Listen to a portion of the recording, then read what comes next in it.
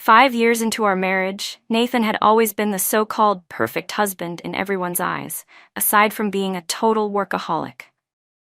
That was, until one particular day. It happened during a company retreat when we were all playing a round of truth or dare. The new intern insisted I join her in pretending to be drunk and calling our partners for help. Nathan didn't even pick up. After a few rings, the call was cut off. All he left me with was a single word and a message, busy. And in the very next moment, from the intern's phone, came a familiar male voice. I'm on my way to get you. I instinctively turned my head toward her. She was staring straight at me, her eyes filled with blatant provocation. That was when I realized this marriage needed to end. I had only decided to join the retreat at the last minute. After a full day of activities, I was exhausted. I had just wanted to eat and go home. But then a girl suddenly squeezed in beside me. Just as I was about to shift over a bit, someone nearby quickly warned her, "Hey, Emily, that's our VP Madison. Don't crowd her." I smiled politely. "It's all right. We're here to relax. Let's just enjoy ourselves." The girl named Emily had already taken a seat beside me. She was undeniably pretty, with large, expressive eyes that sparkled when she smiled, clear, innocent, and effortlessly likable. I asked her with a smile, "You're new here?" She reached out her hand and replied, "Yeah, I'm the new intern. Just turned 21 this year." I nodded, and then out of nowhere she chirped, "Let's play truth or dare. VP Madison, you and I can set the example for everyone." Before I could say a word, she casually picked up my phone from the table and handed it to me with a raised brow. "Come on, VP Madison, it's just a dare." I had to admit I admired her boldness, like a calf unafraid of a tiger. Since everyone was watching, I didn't want to spoil the mood, so I took the phone. "How does it go?" I asked. "We both pretend we're drunk and call our boyfriends to come get us," she said eagerly, her tone full of confident energy. But I've dealt with all types of people, and from her enthusiasm I could sharply and clearly detect a trace of smugness and challenge. So the rumors were true.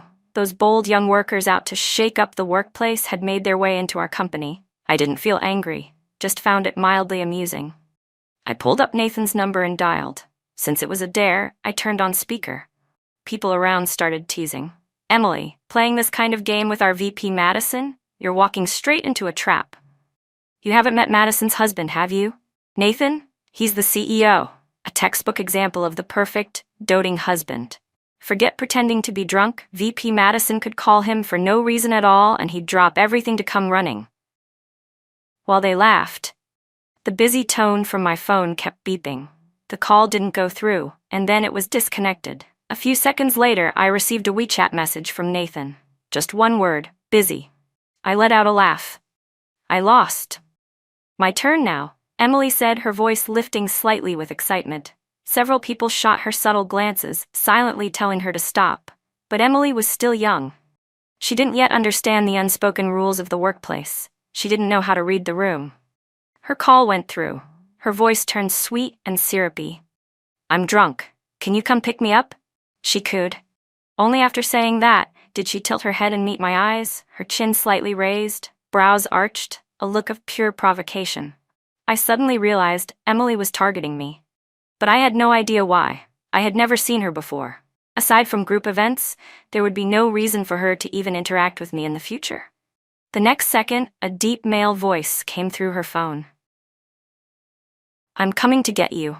That voice sent a chill down my spine, as if I'd been splashed with a bucket of cold water while walking calmly down the street. I knew that voice too well. It was my husband, Nathan.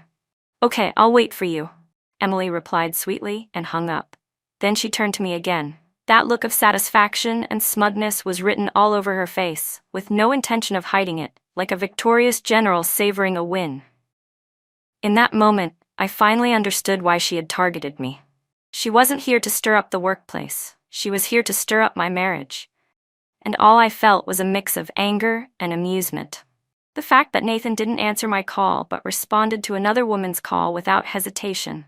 I hadn't even had time to feel the rightful anger such a betrayal should provoke. I glanced at Emily's phone screen and, smiling slightly, reminded her, "You forgot to tell your boyfriend the address." I deliberately emphasized the word boyfriend. Emily looked at me like I was an idiot and smiled. Oh, right. Good thing you reminded me. I'll send him my location now. Right in front of me, she cheerfully opened her WeChat, pulled up Nathan's contact, and sent him her location. She even turned her phone slightly so I could see the contact name Nathan had saved her under, sweetheart. Some of the people around had started looking at Emily strangely. Even if they hadn't picked up on her deliberate provocation toward me, her obvious attitude of trying to cozy up to the boss's boss had already made her look bad. To everyone here, she came off as tone-deaf and socially clumsy. Even without me saying a word, this little intern was going to have a hard time surviving in the company. That is, unless her boyfriend backed her up. It was in that moment that the anger I hadn't had time to feel earlier began to burn slowly inside me, flickering at first, then growing more intense with every passing second. About 40 minutes later, the door to the private room opened. Emily, who had been chatting loudly to get attention, looked up and her face lit up. The others glanced over to see who it was, and one by one, they stood up. Someone laughed and said, "Who said our VP Madison lost? Look, Mr. Carter came to pick her up after all." VP Madison's just not one to make a fuss over things, but if this were a real competition, who could beat her? "Mr. Carter, you must have been worried about Madison, huh?" Nathan entered the room with that usual gentle, polished smile of his and gave everyone a polite nod. Then he walked straight over to me. His voice, low and warm, carried the same tenderness and care he always used when speaking to me. "How much did you drink?" He helped me to my feet, then turned to everyone and said, "Madison has a sensitive stomach. She'll stop drinking here tonight. I'll take her home first. You all keep having fun." "Don't worry, Mr. Carter, we'll keep the party going. VP Madison, get some good rest." "Ha ha ha, look at that, Mr. Carter is so protective. We should probably explain." "Mr. Carter, VP Madison didn't drink that much. We were just playing a round of truth or dare." "Emily, you lost, so it's time for your penalty drink." I stood up and lowered my gaze toward Emily. She was staring at Nathan with a look of pitiful grievance, like some poor little thing who'd just been wronged. Honestly, it was kind of pathetic. I couldn't help letting out a soft chuckle. It was just a game. No need to take it so seriously. Go ahead and keep playing. Or if you want, we can give you a ride home. Emily pouted and finally tore her gaze away from Nathan's face. With forced stubbornness, she said, "No need. I can get home by myself. I lost, and I accept my punishment." She grabbed the glass in front of her and downed it in one go, then poured herself another. "I'll drink 3 more as penalty," she added. I tilted my head slightly and glanced at Nathan. It was obvious Emily was trying to throw a tantrum, but Nathan didn't seem to look at her even once. From the moment he walked in and saw me, his gaze hadn't left me. When our eyes met, Nathan's expression remained gentle. "Let's go." I said goodbye to the group and left without another word. Nathan picked up my purse and followed behind me. Neither of us spoke on the way home. Once we got through the door, Nathan offered an explanation. "Emily is the daughter of my college advisor. She's just interning at the company. My professor asked me to look after her." I slipped off my heels and walked toward the stairs. "Let someone else look after her, Nathan." "All right," he replied. "Oh, by the way." I stopped at the first step, turned around, and looked down at him from above. "Emily said she's your girlfriend. The contact name you gave her in WeChat is Sweetheart." I looked him right in the eye. "How far have things gone between the two of you?" Nathan's face darkened, inch by inch. "Don't talk nonsense. I'm only looking after her because she's my advisor's daughter." "Then make it clear to her. Don't let her get the wrong idea that she has any chance of coming between us. She's just a young girl who doesn't know any better." "But Nathan, you should understand what boundaries mean for adults." I turned and went upstairs, headed straight into the bathroom, then lay on the bed and turned off the lights. Nathan climbed into bed and wrapped his arms around me from behind. "Still mad?" he asked softly. His long fingers slid under the hem of my nightgown, resting lightly on my lower belly. "I'm sorry. I made you feel upset," he said. "I only went to pick her up because she's young and new to the workplace. I was worried something might actually happen to her, and I wouldn't be able to explain that to her father, my professor. But you're not like her. You're Madison, you're strong, you'd never let anything happen to yourself." I knew. Being strong had always been my goal. To to be powerful, invincible. But in that moment, the softest part of me stirred. I turned around and buried myself in his chest. Nathan? I'm still human. I have moments when I'm weak and vulnerable too. All I wanted in those moments when I was tired and needed rest was for the person beside me to be him, my husband, Nathan, because I loved him. Nathan held me tighter. I know. There won't be a next time. I'll make it clear to her tomorrow. I'll have her apologize to you. I nodded. Okay. The next morning, after finishing a meeting, I returned to my office. Not long after, Nathan came in, with Emily beside him. Emily, Nathan said in a calm voice, apologize to your sister-in-law. Emily walked up to me with a bright, sweet smile. Sorry, sis. Last night was my bad. Please don't be mad, okay? You're older and wiser. Don't hold a grudge against someone young like me. She batted her lashes and added in a sing-song tone, I say all kinds of silly things. Can't you just treat it like childish nonsense, sis? Nathan reminded her. Change the contact name. Without missing a beat, Emily pulled out her phone and right in front of me, changed Nathan's contact name from Sweetheart to Nathan Bro. Sis, see? I changed it. Won't happen again. Nathan nodded. Good, you can go back to work now. But Emily walked over to my side, and with that fake familiar ease, bent down and linked her arm through mine. Nope. I still have so much to talk about with sis. You wouldn't understand our girl talk anyway. Go on. Get out of here. Nathan's brows drew together slightly.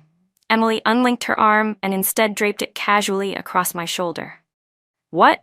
Don't tell me you're afraid I'll bully your wife? She said teasingly. Am I really that scary? Besides, sis here clearly has a strong personality. She's older than me too.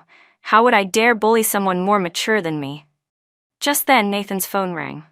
As always, he was busy. He said something brief to me, gave Emily a long, heavy look, then left. As soon as the door closed, Emily circled around and sat in the chair across from me.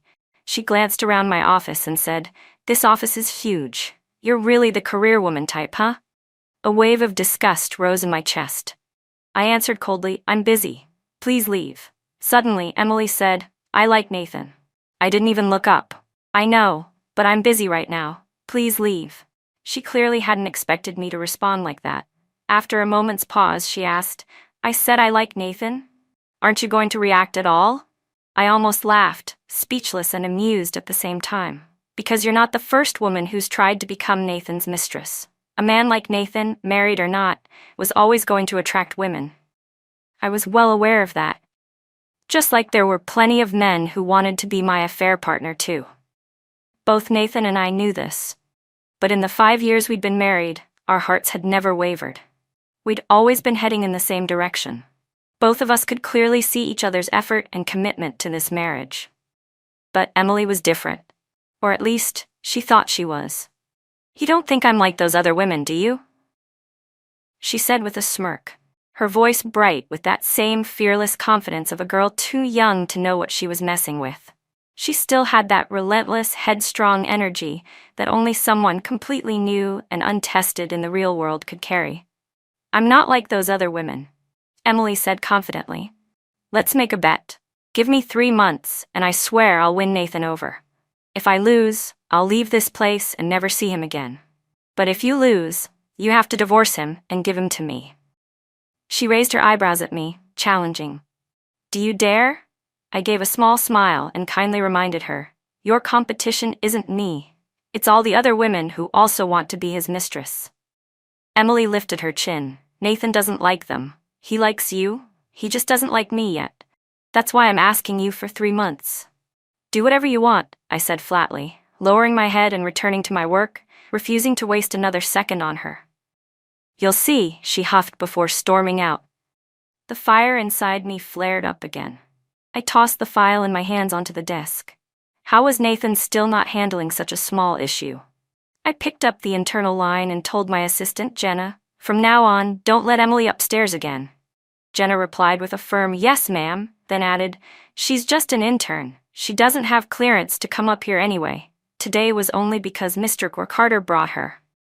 That afternoon, Jenna suddenly came in and said, VP Madison, Mr. Carter just lost it on the project team.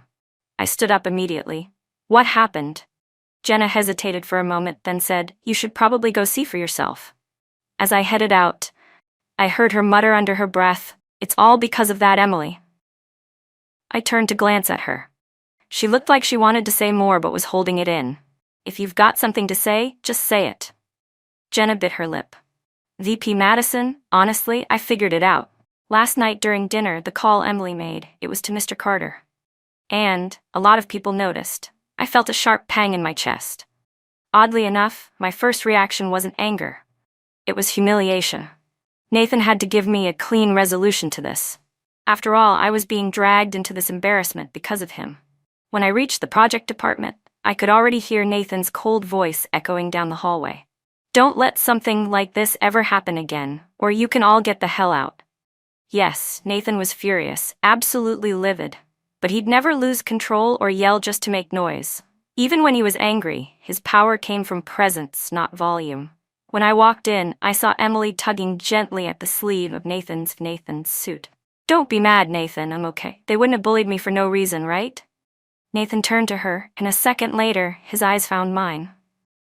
He walked over to me slowly, his expression sharp and cold. Then, in front of everyone, he announced, "From this moment forward, Emily is my special assistant. Emily, bring your things upstairs." Oh, Emily chirped, clearly pleased, and rushed off to pack up her desk. Nathan turned back to the rest of the department. Did everyone understand what I just said? The room was packed with people, all with their heads lowered. Yes, we understand, Mr. Carter, came the chorus of voices. A few minutes later, Emily returned with her things and beamed up at Nathan. Let's go upstairs. But Nathan didn't even glance at her. His eyes found mine again, calm and unreadable. You go on ahead, he said to Emily. Then he turned to me. Come to your office, I need to talk to you. I looked away from him and addressed the room. It's fine, everyone. Get back to work. But with Nathan standing there, not a single person dared to sit down. Everyone was waiting for him to give the word. I broke the silence. I was the one in the wrong for overreacting. You all get back to work. Only then did everyone slowly take their seats. I turned to the department manager and said, I'm still waiting on your revised proposal. With that, I turned and walked out. Nathan followed behind me all the way to my office. Once inside, he closed the door and finally spoke. I told you Emily is just my professor's daughter. I only looked after her out of respect for him, Professor Shen. There's no need, he continued, to make things so difficult for a young girl who's just entered the workforce over something that barely matters. I sat down in my chair and asked coldly, difficult? Tell me, how exactly did I make things difficult for her? Nathan stepped toward me, but didn't sit in the chair across from me. If it wasn't because of something you said, why would the project team go out of their way to pick on an intern? I could hear his heavy breathing. This company does not tolerate workplace bullying, especially when the one instigating it is you. He exhaled hard. This is the first time. You're not just the VP, you're also my wife. Of course I have to give you some leeway. He tapped his index finger on the desk 3 times, an unmistakable warning. But there won't be a second time. It was getting hard to breathe, but I still laughed. Won't be a next time? And if there is a next time, what then? You planning to hit me? Or divorce me? Madison, Nathan started, but I cut him off. First of all, I never instigated anyone to bully her. Second, during dinner, Emily announced she was calling her boyfriend, and you answered. Everyone in the department heard it. They were defending me. The outburst you just had was already enough. Don't punish them further. I leaned back in my chair. And accusing me without investigating? That was your first mistake. I stared him straight in the eye. Let me return the words to you. There won't be a second time. Nathan, I said more quietly now, I don't want Emily as your assistant. That was all I said, but it was more than enough. Nathan looked like he wanted to say something else, but I cut him off again. Leave, I'm busy. He looked at me for a moment in silence, then turned and walked out. My chest was rising and falling rapidly. In my entire life, I'd never felt this furious. But I wasn't mad because of Emily. I was angry because Nathan had let Emily become the reason I felt this way. I couldn't focus on a single word on the documents in front of me. I hated this feeling, utterly hated it. This situation had to be resolved completely. And with those same words, there won't be a second time. Because if this ever happened again, I would not continue living like this with Nathan. I, Madison Shen, would never allow myself to be wronged, not even a little, no matter how much I loved that man. But maybe Nathan was no longer someone worth loving. That thought suddenly surfaced from the depths of my heart. It scared me a little, and I found myself resisting it just a bit. I really wished none of this had ever happened. A few minutes later, the door to my office was abruptly shoved open. Emily stormed in, crying. "Madison Shen," she yelled. "Who gave you the right to stop me from being Nathan's assistant? What are you so afraid of? You're the one who told them to bully me." I looked past her at Nathan, who had followed her in. "Nathan Carter?" I said calmly. "Is this really something you can't handle?" "At the very least," I continued, "she's your subordinate. She has no clearance to enter my office without permission. You don't need me to teach her that, do you? Get her out of here. I don't want my work interrupted." Nathan's expression turned cold, colder than I'd ever seen it, and for the first time, he looked at me with something close to ice in his eyes. "Emily, that's enough. Go back to work." He gave me one final look, withdrew his gaze, and turned to leave. Emily still had tears on her face, but her lips curled up in a smug smile. The look of victory was unmistakable. Then, out of nowhere, she said, "Since you don't like me, sis, I guess I'll just leave." Nathan's voice came, low and emotionless. "You're my assistant." "You don't need anyone to like you," Nathan said coldly. "Nathan, please don't say that." Emily's voice trembled. "I know I've already caused trouble for you and your wife. I'll leave." She covered her mouth with her hand and ran out crying. Nathan turned back from the doorway to look at me. I met his gaze. "Jenna," I called out, and she came over immediately to close the door, cutting off our eye contact. The fire in my chest blazed even hotter. At that moment, I knew Nathan really wasn't worth loving anymore, and I wasn't afraid of that thought anymore. I didn't resist it either. I picked up my phone and called my personal attorney. That night, Nathan didn't come home.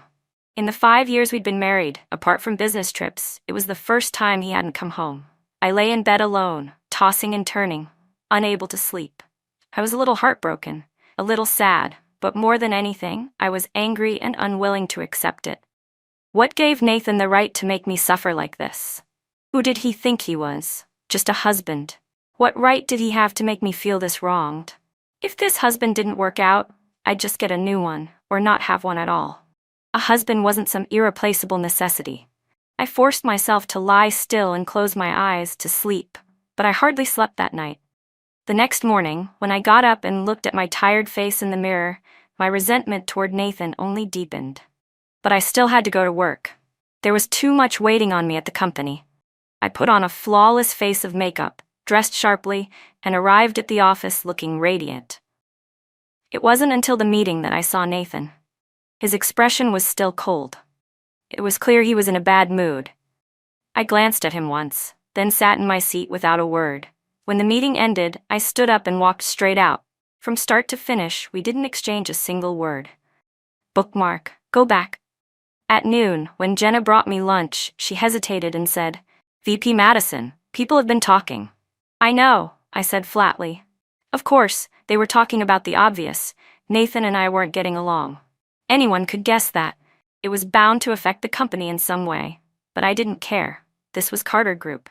I only came here after marrying Nathan. His father had passed away, and his mother wasn't in good health. He, like me, was an only child. My parents were still healthy, and my own company didn't require me to take over just yet. So I came here. That was the Carter family's arrangement too. As for shares, the two companies naturally had intertwined interests, but I only held 3% of Carter Group's shares.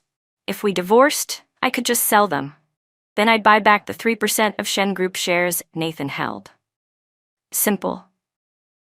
As for whether our companies would continue cooperating afterward, I had no objections. Nathan and I might not be compatible as a couple anymore, but we still worked well together in business. That thought brought me a strange sense of relief. Of course, the lawyer still needed some time to sort through the assets under both our names. But I wasn't in a hurry. To me, Nathan was now nothing more than a business partner. That afternoon, I suddenly received a call from an unknown number. To my surprise, it was Nathan's former professor, Emily's father, Mr. James Song. He said his daughter had caused me some trouble lately and invited both Nathan and me over for dinner that evening. I agreed. A child's lack of discipline is the fault of the parent. Mr. Song truly owed me an apology, face to face. At exactly 5 p.m., Nathan knocked on my office door. "Let's go." I packed up quickly and grabbed my bag to leave. In the car, I kept my eyes on the window. Nathan didn't say a word either. I thought, he must be in love with Emily by now. Otherwise, he wouldn't be treating me with such cold silence. It hurt, of course, but what I felt more strongly than anything was the refusal to lose. I've always been competitive, even as a child. I couldn't stand being crushed in any aspect of life, this one included. The car pulled to a stop. I opened the car door myself and got out. This time, I followed behind Nathan as we walked toward the house. Jenna was updating me on some work matters via text, so I kept my head down, reading her messages while walking. Suddenly, Nathan reached out and steadied me. "Careful," he said, pressing his lips together. "You're off work now. You shouldn't be checking emails." I didn't respond. I finished replying to Jenna and finally put my phone away. Nathan didn't say anything else. When we arrived at Emily's home, it was Emily who answered the door. The moment she saw Nathan, she lowered her head like a child who'd been wronged. Her father, James Song, and his wife were already seated on the couch. "Nathan, you're here. Madison, have a seat." Nathan handed over the gifts we brought. The housekeeper had already prepared dinner. At the table, James turned to me and said, "Madison, our daughter Emily has been spoiled by us. She really doesn't know any better. Please don't take it to heart. She's refused to go back to work today, no matter what we said. She cried her eyes out. Her mom and I couldn't bear to see her like that. That's why we asked Nathan to look after her, otherwise we'd be too worried with her out there on her own." I gave a polite smile. "Honestly, Mr. Song, someone like your daughter might not be suited for the workforce. With the way you've raised her, maybe it's better to just let her stay at home, carefree and comfortable. These days, the workplace can be full of negativity. Out there, no one's going to cater to her the way you do." "Madison?" Nathan said my name softly, a subtle warning in his tone. I smiled at him, unbothered. "I'm just saying this for your professor and his wife's own good." James laughed awkwardly. "Madison." "I know," I said with the same polite smile. "I've been told I have a strong sense of class distinction. Maybe because I am the capital in most people's eyes. And growing up, my parents never let me suffer the slightest grievance. So naturally, I find it hard to tolerate people acting superior in front of me just because of age or status." I completely ignored Nathan's warning look and turned to James again. "To be honest, I thought this dinner invitation was for you to apologize on your daughter's behalf. After all, if a child misbehaves, the responsibility lies with the parents. Your daughter tried to become a mistress." "Madison, that's enough," Nathan said in a low voice. "Of course," I continued, as if I hadn't heard him, "it's not entirely your daughter's fault." I gestured to Nathan beside me. "He's even more to blame." I pushed back my chair and stood up. "I won't be staying for dinner. It's not that I don't appreciate your hospitality, I'm just not used to eating this kind of food. You all go ahead." I gave them a pleasant smile and walked out with my purse, leaving behind a table of stunned and embarrassed faces. Nathan caught up with me in the elevator. His voice was low but furious. "Madison Shen, you were completely out of line." "You said there was nothing going on between you and Emily," I replied. "So why didn't you come home last night? Why didn't you say a single word to me on the way here?" Nathan's voice was sharp. "Because you were wrong." "Oh, really?" I said, genuinely interested. "Tell me exactly what I was wrong about. Did I wrongly accuse you of having something with another woman?" "Nathan, don't tell me you haven't noticed Emily's feelings for you. If you really couldn't tell, feel free to check the surveillance in my office. The day you left, she confessed it herself. Said she liked you, and even bet me she could win you over." I laughed. "You didn't come home. You ignored me. Was that your way of punishing me? Nathan, let me ask you, between me and your professor and his daughter, who matters more to you?" "I won't claim I've never made mistakes," I continued. "But in this situation with Emily, I've done nothing wrong. She was the one who provoked me from the start, and as my husband, whether I'm right or wrong, you should stand by me, without hesitation. You don't get to play the neutral, fair judge between me and her. There is no balance between me and the Song family. You should lean toward me." Nathan suddenly let out a short laugh. So what you want is for me to indulge you unconditionally? He looked at me, eyes cold. Madison Shen, you're not a little girl anymore. Can you stop being so unreasonable? Even as your husband, I'm not gonna blindly take your side, no matter what. That's not how I live my life, I said flatly. I shrugged indifferently. It's fine. I don't expect it. If he doesn't want to stand by me unconditionally, there are plenty of people who will. And even if there's no one else, I'll stand by myself. The elevator doors opened and I walked out quickly. The driver was still waiting downstairs. When he saw that I had no intention of getting in the car, he called out to me. I ignored him. Behind me, I heard Nathan's low voice. Don't worry about her. Let her go. I went straight back to my own place. My parents knew me best. The moment they saw my face, they asked, "Did you and Nathan have a fight?" My dad, ever the light-hearted one, laughed out loud. Nathan actually knows how to argue? That's rare. What happened? Tell us. I plopped down on the couch, crossed my legs, and dropped the calm, powerful demeanor I wore in the outside world. Home was where I could relax. And I'd never been the type to hide bad news to save face, good or bad. I always told it all. After I told them everything from beginning to end, both my parents agreed that Nathan was in the wrong. I never thought Nathan could be so stupid, my dad muttered. Then he turned to my mom. Is this that 7-year itch thing? Except in 5 years? Kids these days have no staying power. I didn't like what he said, but before I could respond, my mom spoke up sharply. Madison's younger than he is. How come she's not the one losing interest? Cheating is cheating, no excuses. Even if he hasn't done it physically, emotionally, he's clearly not with her anymore. My dad coughed and reminded her gently, Let's hear how Madison feels first. I want a divorce, I said directly. I've already spoken to my lawyer. Their expressions grew serious. Have you really decided, Madison? My mom asked.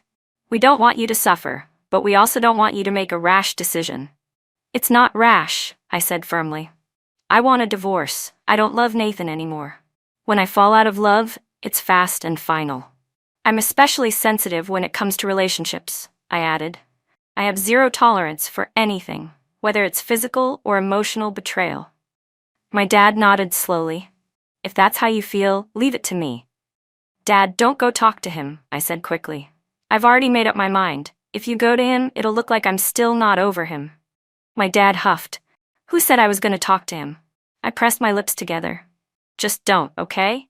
Don't worry, he said. I know what I'm doing. I rubbed my stomach. I haven't eaten yet. Dinner was ready, so I sat down and ate with my parents. Afterward, I went upstairs to my room. I still didn't sleep well that night.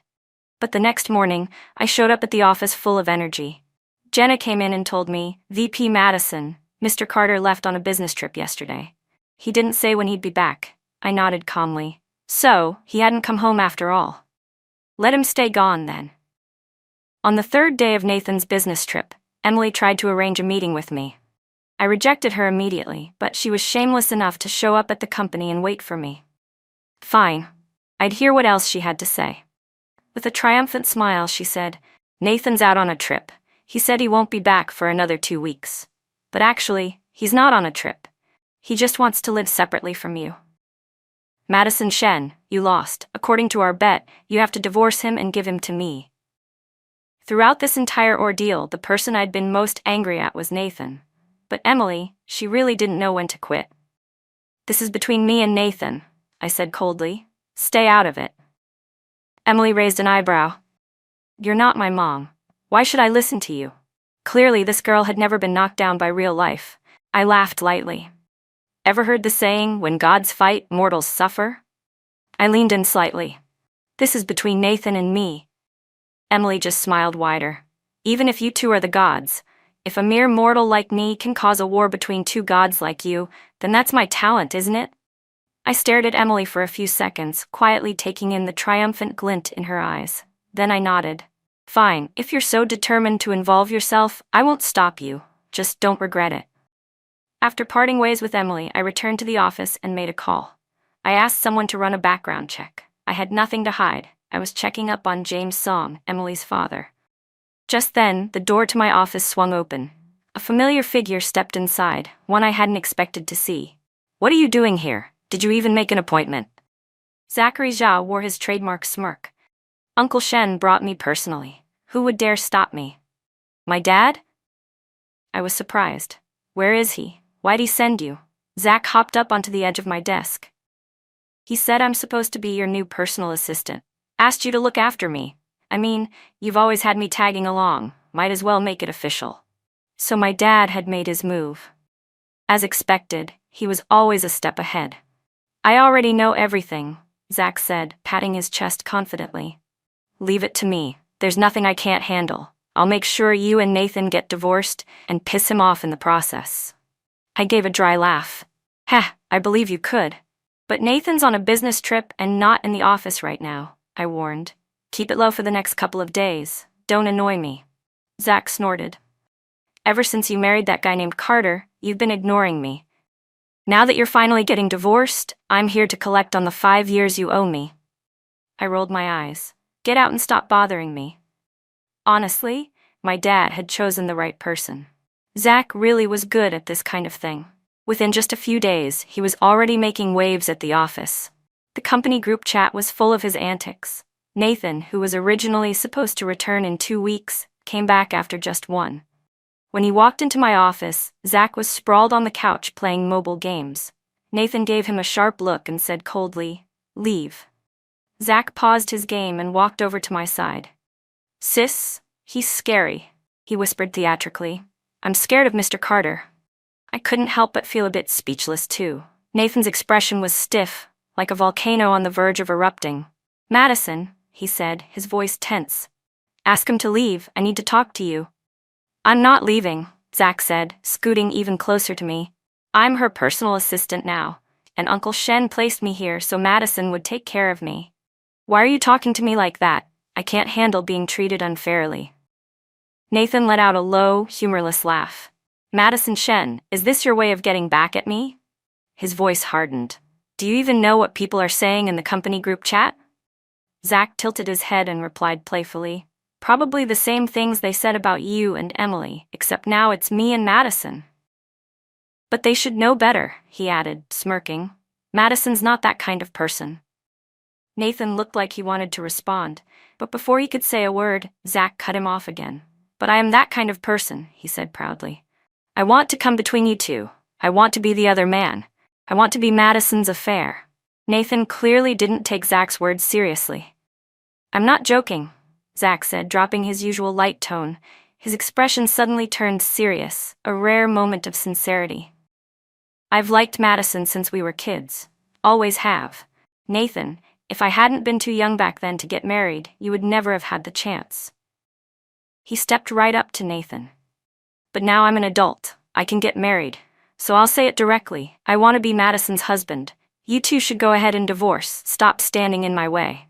Nathan's fist suddenly shot out toward Zach's face. I jumped up, rushing toward them, but Zach caught Nathan's punch before it could land. I shoved Nathan hard. "What the hell are you doing?" Nathan no longer looked calm or composed. The usual warmth and grace in his face were gone. What I saw now was anger, raw and volatile. "Didn't you hear what he just said?" "I did," I replied calmly, a faint, unconcerned smile on my face. "But my dad told me to take care of him, so you're not allowed to hit him." Nathan finally realized what was going on. "So this is all revenge, isn't it?" "Madison, I told you, there's nothing going on between me and Emily." He looked over at Zachary, his eyes full of restrained anger and disbelief. But Zach didn't take him seriously at all. That guy had been spoiled by his privileged background. He feared nothing, respected no one, reckless, untamed, and entirely shameless. Still, I had no interest in letting the two of them throw punches in my office. I patted Zach on the shoulder. "You go out for now." "Got it," he replied sweetly, flashing a grin and shooting Nathan a provocative glance before strolling out. Nathan took a deep breath. "Madison, let's talk this through. About me and Emily." "Nathan, let's get a divorce." I didn't want to hear another word. I didn't love him anymore, truly and completely. Exhaustion clouded Nathan's face. "Don't say things you don't mean. I know what happened with Emily upset you, but..." "Our lawyer is almost done sorting out the assets," I interrupted. "Once that's finished, we'll file the paperwork." Only now did it finally sink in for him. I wasn't acting out of impulse. I had already contacted the lawyer long ago. His voice trembled with disbelief. Just because of something so small? Small? I scoffed. If it was so small, why did you throw a punch just now? Nathan clenched his fists. I know nothing happened physically between you and Emily, but in how you handled it, you sided with her. You let me be humiliated. That's enough of a reason to divorce. What's so hard to understand about that? Nathan's tone softened. Madison, I don't have a father. My mentor has always treated me like a son. He's been like a father to me. He's not my father, I cut him off. If he were your actual father, I wouldn't have married you in the first place. He doesn't like me, and I don't like him. What I wanted, I said clearly, was to be the most important person in your life, at least more important than outsiders. I did that. What about you, Nathan? His dark eyes wavered, and he didn't say a word. Maybe you still think this is a small thing, I continued, but you gave me the cold shoulder for Emily. You lost your temper at me. You humiliated me in front of the entire project team and your driver. You deliberately ignored me in meetings. I took a deep breath to suppress the rage rising in my chest. You wanted to teach me a lesson. Well, thank you. I've learned it. But I'm done. Panic crossed Nathan's face. He reached for my hand. Madison, please. I, Madison Shen, always aim for the best in everything I do. Back then, you were the best in my heart. That's why I married you. But now, you're no longer the best? To me, you're trash, worthless.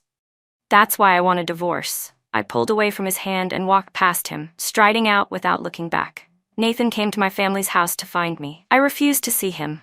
My parents didn't let him explain either. You don't need to defend yourself, I said coldly through the door. Since your mentor and his daughter matter so much to you, go be with them. My father blocked the doorway. Madison has people who care about her too. Do you think this feels good, Nathan? Nathan closed his eyes in frustration. Sir, I really have learned my lesson. I know how much I hurt Madison, and yes, I feel terrible. But I don't want a divorce. I can't let her go. I truly love her. You've seen how I've treated her all these years. I just made one small mistake. Please help me talk to her. Just give me one more chance. A small mistake? My mother's voice turned sharp. You still think this was a small mistake?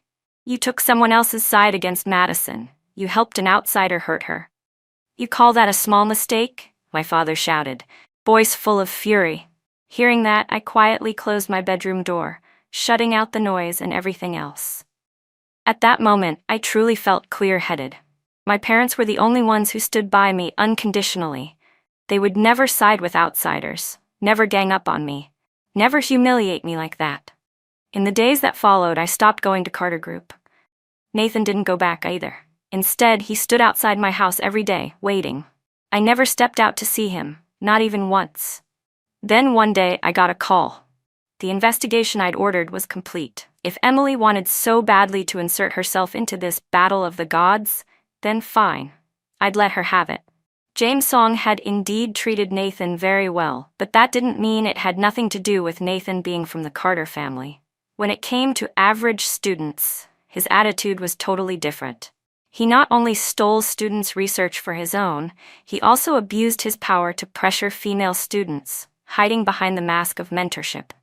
In order to graduate, those girls had no choice but to endure.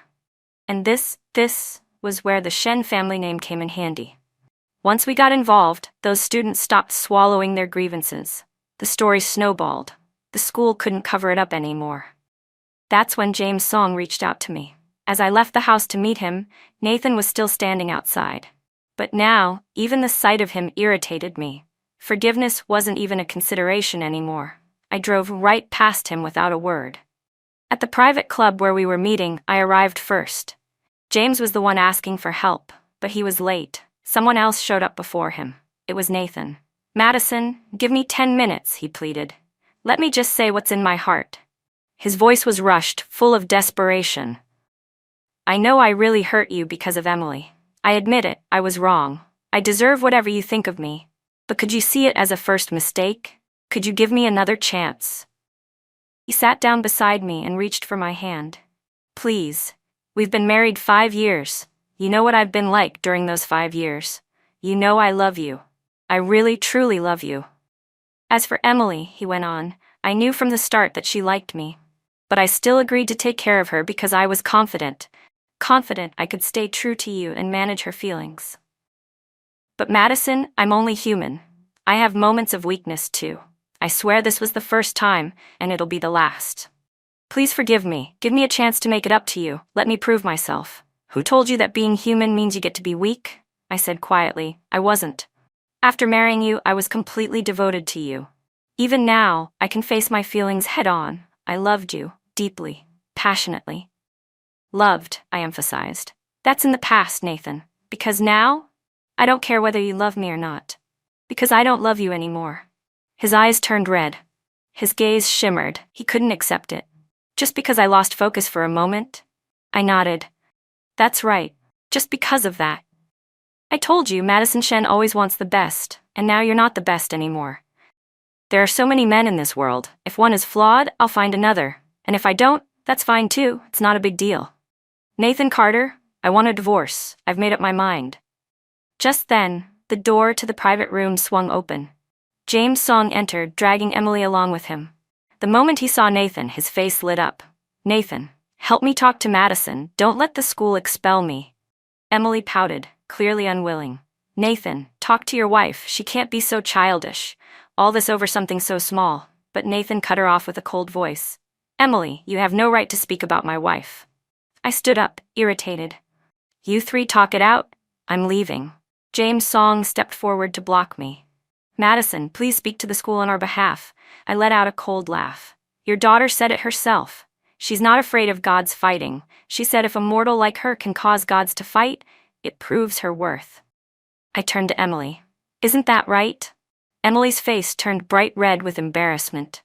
I brushed past James Song and walked straight out. Nathan chased after me, but behind us came the sharp sound of a slap, followed by James's furious shout. Have I spoiled you too much? Nathan still refused to sign the divorce papers.